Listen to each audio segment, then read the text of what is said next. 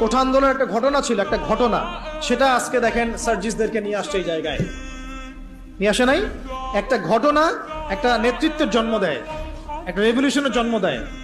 শাপলা চত্বর ছিল একটা ঘটনা যেটা পারতো বাংলাদেশে রাষ্ট্র ক্ষমতা ইসলামকে নিতে, কিন্তু কেন জানি আমরা পারি নাই। হয়তোবা আল্লাহ পাক আরো ভালো কোনো পদ্ধতি আমাদের জন্য রেখেছেন হয়তোবা। তবে কোন কোন ঘটনা আমাদের সামনে আল্লাহ পাক ঘটান যেগুলোর মধ্য দিয়ে একটা রেভলিউশন হয়ে যেতে পারে।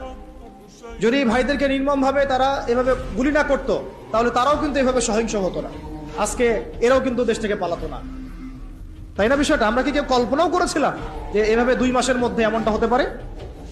কখনো কল্পনা করা হয় নাই। বরং মানুষ তো বলছিল যে এরা কখনো যাবে, এমন তো মনেই হচ্ছে না। তাই না বিষয়টা? 1 মাসের মধ্যে আল্লাহ পাক করে দেখালেন। তাই ইনশাআল্লাহ সামনেও যদি এমন কোনো ঘটনা ঘটে, যে ঘটনা ইসলামপন্থীদের একটা ঐক্যের জন্ম দেয়, একটা লিডারশিপ নিয়ে আসে, একটা জামাআ নিয়ে আসে, একটা ইমারা নিয়ে আসে, আমরা তখন আপনাদেরকে আমাদের পাশে চাই।